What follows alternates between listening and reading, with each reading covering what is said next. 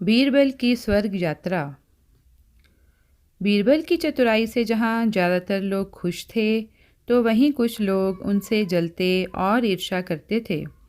ऐसे ईर्ष्या करने वाले लोगों ने बीरबल को जान से मार डालने की तरकीब सोची। इसके लिए उन्होंने बादशाह अकबर के हजाम को अपना राजदार बनाया और उसकी मदद मांगी। हजाम भाई, हमें आपकी सहायता की ज़रूरत है। हम आपकी झोली खुशियों और हीरे मोतियों से भर देंगे। मैं आप लोगों की क्या सहायता कर सकता हूँ? उन्होंने हजाम भाई को धीरे धीरे अपनी योजना बताई। आप लोग चिंता ना करें, मैं कल ही बादशाह सलामत को बता दूंगा, हजाम ने आश्वस्त किया। दूसरे दिन सुबह सुबह बादशाह के बाल काटते हुए हजाम ने कह दिया, जहाँ पना, अक्सर मैं सोचता हूँ कि रुक क्यों गए, निस्संकोच बताओ। सोचता हूँ आप अपने दिवंगत पुरखों के बारे में कुछ सोचते ही नहीं, हजाम ने शुरुआत की। पर अब तो वे इस दुनिया में मौजूद है ही नहीं, मैं उनके लिए क्या कर सकता हूँ? मगर हुजूर आला, किसी को स्वर्ग भेजकर उनकी राजी खुशी जानी जा सकती है। सचमुच ये विचार ठीक है, मगर ये सब किया कैसे जाए? हजाम ने चाल चलते हुए कहा, बहुत मुश्किल काम नहीं है हजूर। नगर से बाहर खुले मैदान में बड़ी सी चिता बनाकर किसी विशिष्ट व्यक्ति को बैठाकर लपटों के हवाले कर दिया जाए। बस उन लपटों के साथ ही वह व्यक्ति सीधा स्वर्ग में पहुंच जाएगा। मगर इस तरह जलने के लिए कौन तैयार होगा? बादशाह ने सवाल किया था। हजूर, इसके सर्वदा योग्य तो बीरबल ही हो सकते हैं, हजाम ने सुझाव दिया। अकबर भांप गए कि उनके चहेते बीरबल के विरुद्ध यह नई चाल चली जा रही है, मगर प्रकट रूप में बोले, वाह क्या बात है, इस काम के लिए बीरबल ही उपयुक्त रहेंगे। उसी शाम बादशाह ने अपनी इस योजना की घोषणा दरबार में कर दी। फिर बीरबल की ओर मुखातिब हुए, बीरबल, अब आप ही स्वर्ग जाकर मालूम करें कि हमारे पुरखों को कुछ चाहिए।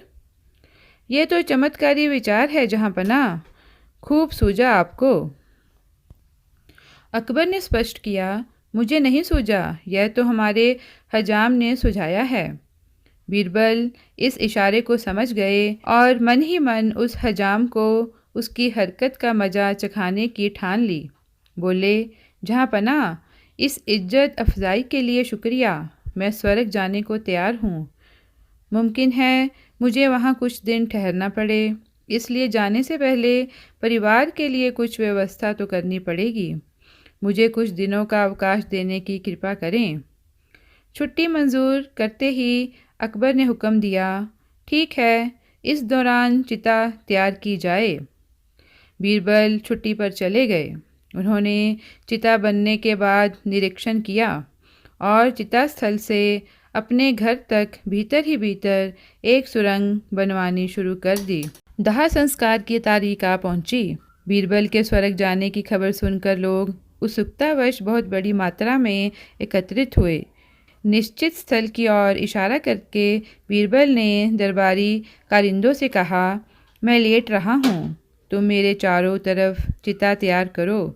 और वे सुरंग के द्वार से सटकर लेट गए। चिता में आग लगी और वह धूं धूं कर जलने लगी। उनके मित्र और प्रशंसक बहुत दुखी मन से आंसू बहाने लगे।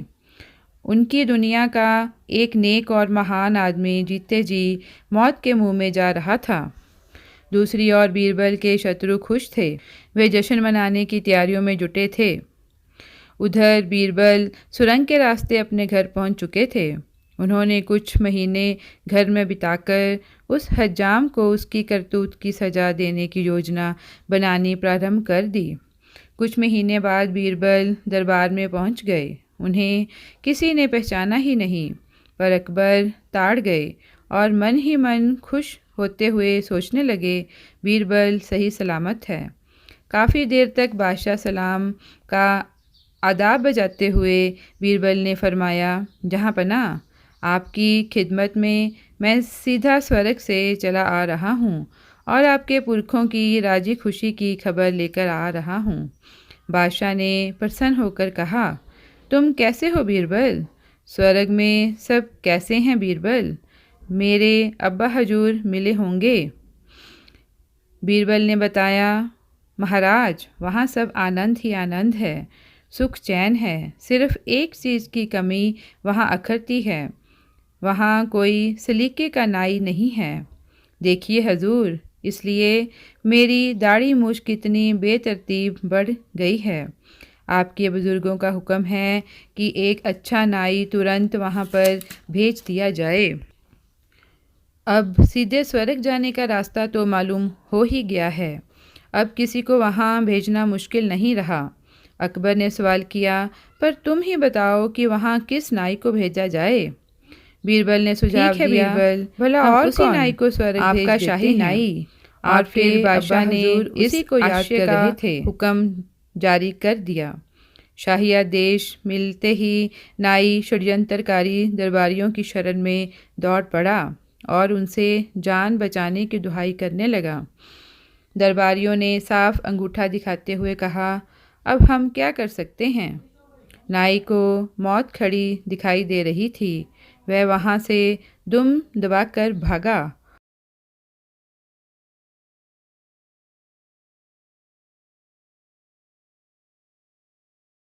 और अकबर के दरबार में फिर कभी नज़र नहीं आया।